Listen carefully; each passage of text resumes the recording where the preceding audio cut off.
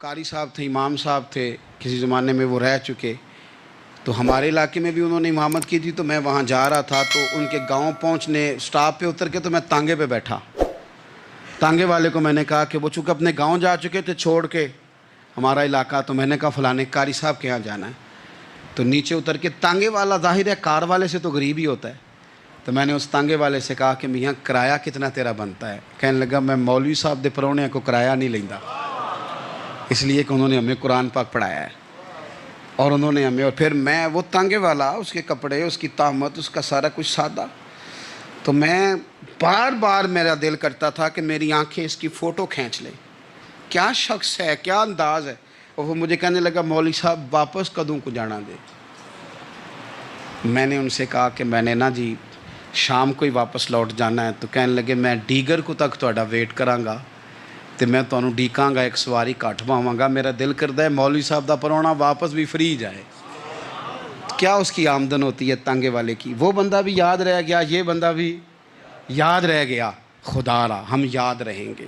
مہربانی کریں آپ ایک دوسرے کا تھوڑا تھوڑا بھلا کریں، ایک دوسرے کی تھوڑی تھوڑی خیر کریں، ایک دوسرے کا تھوڑا تھوڑا نظریہ. ایک بندہ مجھے وہ بھی یاد ہے، بس میں بیٹھا تھا تو اس نے نا، ایک بوڑھی اماں نے اسے کہا کہ پتر میرے کو نا کرایہ 14 روپے تھا، تو اس نے کہا پتر میرے کو 10 ہی دے. تو اپنا اپنا رویہ ہوتا ہے. تو وہ کنڈکٹر جو تھا گاڑی کا، وہ کہنے لگا اماں جی اتر کے گا نہیں جے جانا؟ کہنے لگی پتر وے جانا ہے، پیدل ٹر جائیں گی، غریب ہے میرا پتر، زیادہ پیسے نہیں کماندا، تو 10 روپے ہی نے. تو وہ کلینڈر بھی مجھے یاد رہ گیا، اس نے 10 بھی اماں کو واپس کر دی. کہنے لگا اماں جی کوئی گل نہیں، ساری دیہڑی کمائی دے ہی نے، اللہ دیونے والا ہے، تسی پیدل نہ جاویو، اے 10 روپے رکشے والے نو دئیو تاکہ تانوں گھر چ. او یار ایک ایک قطرہ اس ملک میں، ایک ایک آنسو کسی کا پوچھ لو، زیادہ نہیں، ایک ایک دو دو آنسو پوچھو گے تو بڑے لوگ رونا چھوڑ دیں گے. ایک ایک دو دو آنسو پوچھ لو گے تو بڑے لوگ ہیں رونا چھوڑ دیں گے. میں چونکہ غور سے چیزوں کو، میرا حافظہ بڑا اچھا ہے تو میں دیکھتا رہتا ہوں. میری ہمشیرہ کی شادی تھی تو میں نے ایک فرنیچر والے سے بات کی. میں نے کہا بھائی اس طرح کر کے فرنیچر بنانا ہے. تو کہنے لگا گھر واسطے یا کسی تھی نو دینا جے؟ وڈیرے بابا جی. میں نے کہا جی نہیں. کہنے لگا حضرت جی جویں دل کرے گا کر لیا جے، تھیاں تہانیاں دا اونج بھی حصہ ہوندا ہے. تو میں بیٹیوں کے لیے بھائی نہ کوئی اس میں کمی ہوئی، غریب آدمی تھا نہ میں نے کوئی کمی کی، ہو گئی بات. پر بابا تو یاد رہ گیا نا.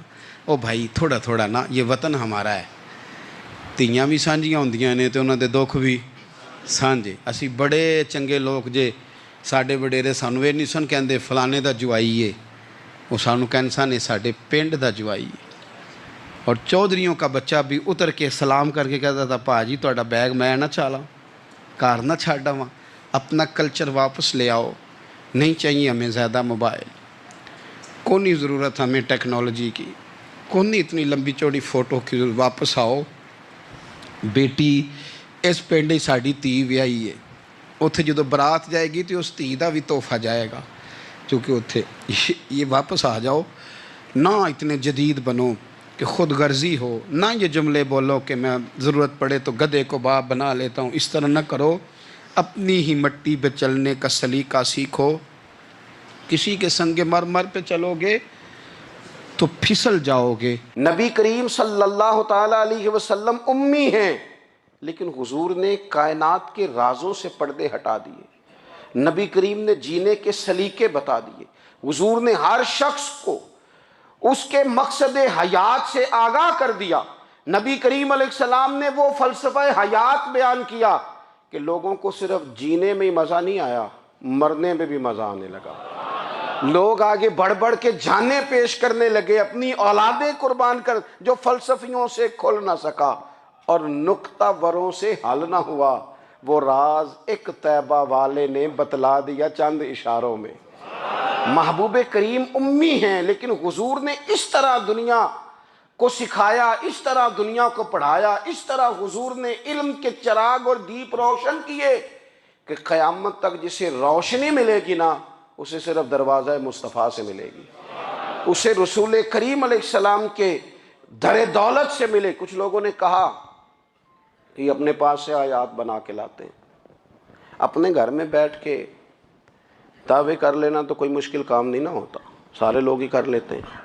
بلکہ وہ ہمارے ایک بزرگ کہا کرتے تھے خیالی پلاؤ پکائیے ٹک کے ہو کدے بھی کاٹ نہ پائیے، کیونکہ کون سا پیسوں کا ڈالنا ہے، وہ زیادہ ڈالیں آپ اور زیادہ ڈالیں۔ بہت سارے لوگ ہیں آج بھی، کچھ لبرل ہیں بیچارے، کچھ دین بیزار طبقہ ہے، وہ کہتے ہیں جناب ہمیں تو جدید باتیں بتائیں، ہمیں تو نئے اسلوب کے مطابق لے کے چلیں، ہمیں تو او بھائی سن، میرے نبی پاک علیہ السلام نے فرمایا میرا قرآن کبھی پرانا نہیں ہوگا، اسے پڑھ کے دیکھ، اس کی جدت کا حسن دیکھ، یہ تو کھلا ہوا باغ ہے، تو ایک دفعہ اس کے قریب آئے گا تو خوشبو ملے گی، دوسری دفعہ آئے گا تو اس سے زیادہ تازی ملے گی، ایک دفعہ پھل کھائے گا تو مزیدار ہوگا اور دوسرا کھائے گا ہو سکتا ہے شکل ملتی جلتی ہو لیکن ذائقہ بڑا نرالا ہوگا۔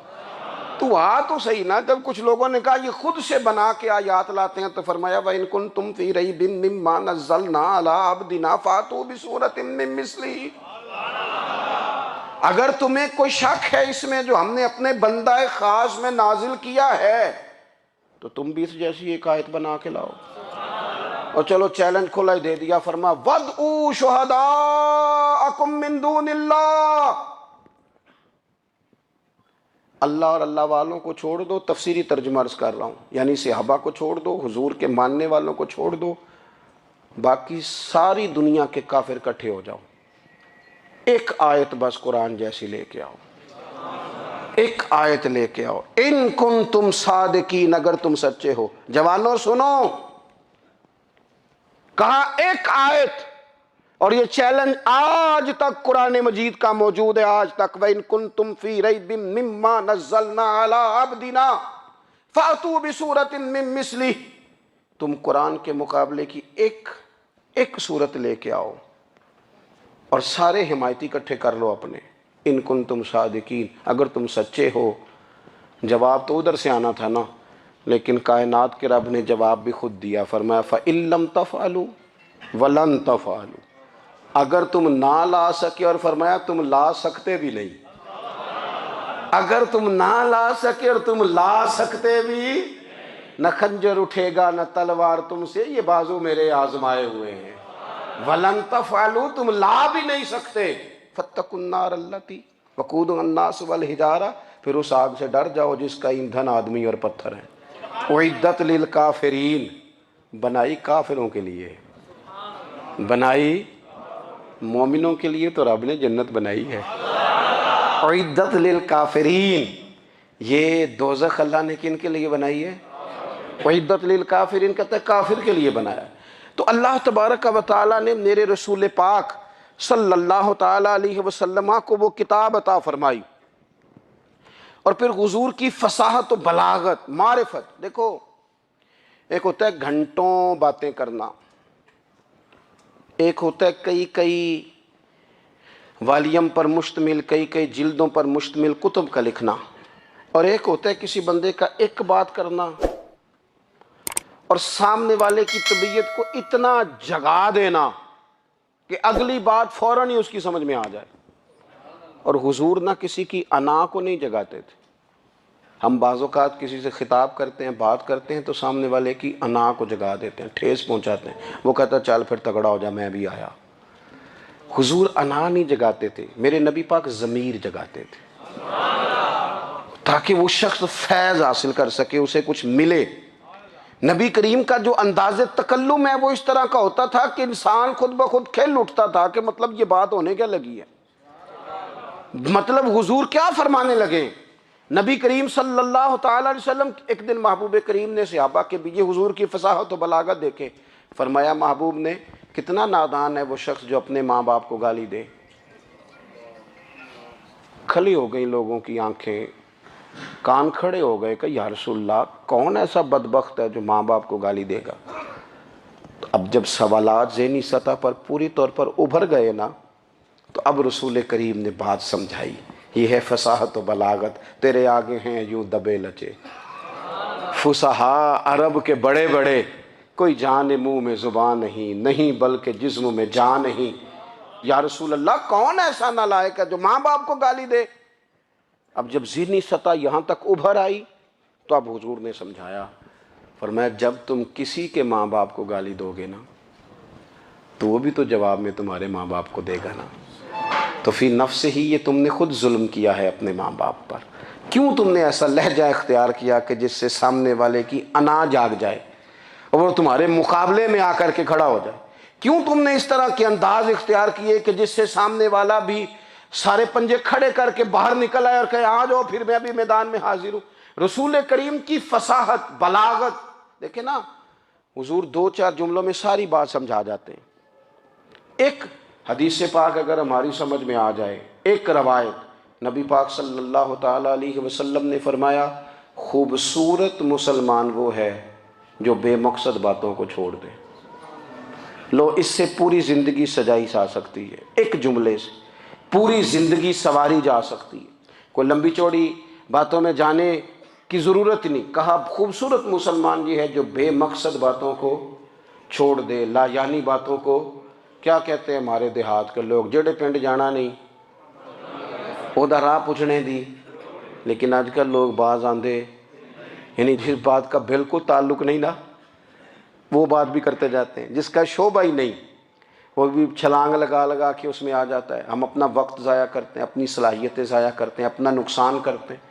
ہم اپنا کام صحیح کر کے نہیں کرتے اور دوسری ساری دنیا کو ٹھیک کرنا چاہتے ہیں. او بھائی آپ جس جگہ جس شعبے سے تعلق رکھتے ہیں آپ اپنے معاملات میں مضبوطی پیدا کریں. حضور نے اپنی فصاحت کے ساتھ، بلاغت کے ساتھ لوگوں کو قائل کیا. اور قرآن مجید کی تاثیر کا یہ اثر میرے کریم رسول نے دکھایا کہ رات کو جب حضور بیٹھ کے قرآن پاک پڑھتے تھے نا، جب یاسین والے نبی خود یاسین کی تلاوت کریں،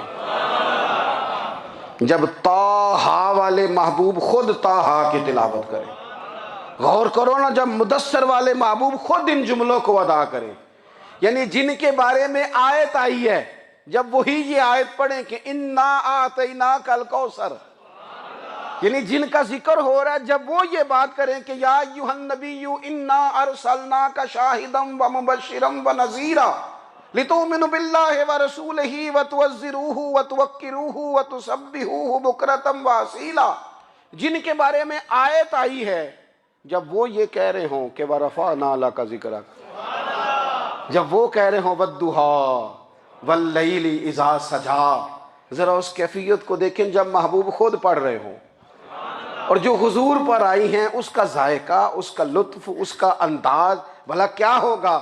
حضور جب رات کو پڑھتے تھے نا قرآن پاک تو جو پکے کافر تھے نا، ابو جہل جیسے لوگ، وہ بھی جھاڑیوں میں چھپ چھپ کے مدینے والے کی تلاوت سنا کرتے تھے، حضور کی تلاوت سنا کرتے تھے. یہی بہتر ہے کہ پردوں میں وہ پردہ پوش رہے، وہ اگر پردے ہٹا دے تو کسے ہوش رہے.